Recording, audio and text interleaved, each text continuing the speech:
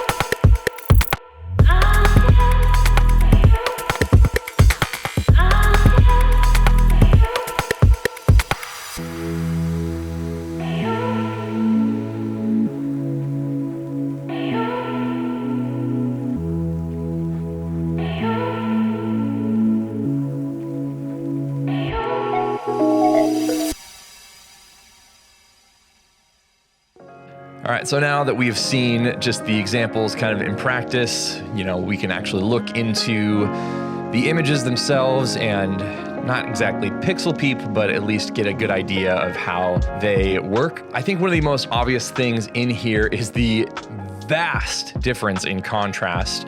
Both of these lenses are being used on a Leica M10 with the exact same settings. You can definitely see the TTArtisan 28 5.6 on the left has a huge difference in contrast from the Summicron on the right. Obviously, there's going to be some haze and whatnot from the sun coming in. But that being said, there's still just a really, really interesting difference. And I will say in here, sharpness doesn't necessarily seem like it's the issue much, but clearly the haze, and especially down into the corners, you can see in here, the difference is fairly substantial. But the bigger difference, I would say, is just in the contrast difference. And while clearly we are in some fairly heavy light here, we will see later on that the contrast is superior in the Summicron by a long margin, even on, you know, images that aren't necessarily going to have a lot of light directly hitting the lens. And then one of the obvious differences is on the Summicron, you get this huge lens flare going on, where on the TTArtisan, you get kind of that, I don't know, like weird hazy flare, and there's a single spot. But that is one of my critiques, I guess, of these Leica lenses, is that I really don't like that as a feature of a lens.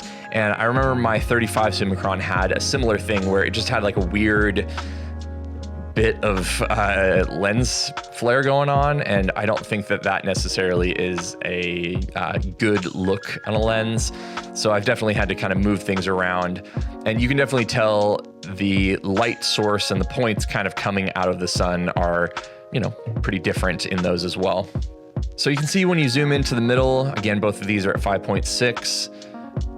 Definitely a lot more contrast and a slight temperature and maybe tint difference as well between the two. I wouldn't say that sharpness is necessarily the issue with the TTArtisan. You could definitely make these two look the same if you wanted to without much of an issue at all. And, you know, if you want to maximize dynamic range, I would say that the TTArtisan actually would do a better job of that.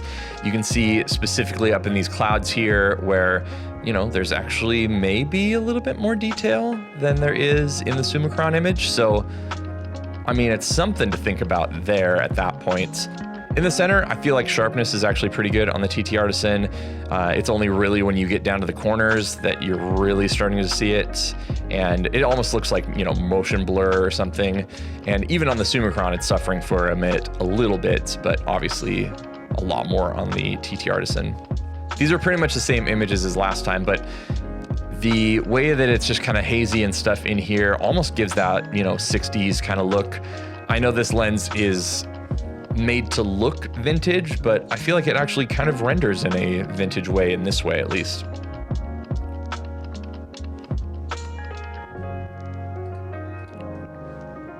One of the other things I found interesting on the Summicron was that I didn't clean my sensor, so I have a couple dots right there, but you're getting a little bit of haze coming in from the corner here. Now, these weren't necessarily taken on a tripod or anything, but I found that a little bit interesting that there was a little bit of magenta haze kind of coming in. So here we have another pretty backlit scene. And as I'm kind of looking at it, I think that the TTArtisan is sort of what I would expect out of a lens, or especially a vintage lens, in a spot like this. And I think what's more interesting here as well is just how well controlled the flare is in general on the Summicron. But then the problem is, again, you get this weird lens flare kind of thing going on. But again, on the TTArtisan, the sharpness is actually pretty darn good. Again, it's only when you start getting into the corners that you're really seeing a huge, huge difference between the TTArtisan and the Summicron. But in the middle, clearly the biggest difference is going to be that lack of contrast that's making the bigger difference in apparent sharpness here. Now, this is the only photo that I took, you know, kind of back to back, so they're a little bit off here, but you can definitely still see a lot of detail in the mountains, and, you know, both lenses are doing pretty good here, and it feels actually like they are probably the most similar in this example than in many others. So here's another look. I tried to make the edits, you know, kind of work for both of them. So that's why the trees are a little bit more crushed in the one with the Summicron, but with the TTArtisan, it would have been just way too flat otherwise. So try to kind of make an editing compromise here. So now we're jumping into some images where there isn't really much direct sunlight here at this next location. You can definitely see a pretty big difference here, even on the stop sign. And another thing that was pretty interesting on this one, for me at least, is once you start pulling into the out of focus areas, I feel like the TTArtisan is obviously going to be a lot busier and kind of more like blurred in like a motiony, smeary kind of way. Again, the Summicron's 10 times the price, but that's where it starts to pull away in a more interesting way, I feel like. And then in these two, you can definitely obviously see a difference, but honestly, it's starting to get, at least in a more of landscape mode, to be more of like a pixel peeping kind of way, because at 5.6, the TTArtisan pretty much does a really, really good job. And I wouldn't say that there would be any big issue necessarily, especially in something like this, other than, you know, we obviously have a Summicron to look at and compare to. And then in this last one, it feels like the contrast is much more similar here. You can definitely see there's a little bit more sharpness, where I don't think that we could probably read this sign. Maybe if we really zoom in here, looks like it says maybe South Jenny Lane, 0.3 miles, something like that, where on the TTArtisan, you definitely wouldn't be able to get anything close to that. But at, you know, 434% as we are sitting here, you're not exactly going to be trying to pull off that kind of detail on a 24 megapixel camera. So let me know if you have any questions in the comments below. I'll definitely finish up with a full review of this lens. And I'm actually realizing that I've never done a review on the 28 Summicron as well. So both of those will definitely be coming if they haven't come out already. Like and subscribe if this has been helpful or interesting to you, especially if you've made it this far. The likes and all that kind of stuff definitely help out the channel and the algorithm and whatnot. And especially on a video like this, where it's a little bit less reviewy and a little bit more just kind of getting out and doing stuff, those things definitely help. So thanks again, and I will see you all on the next one.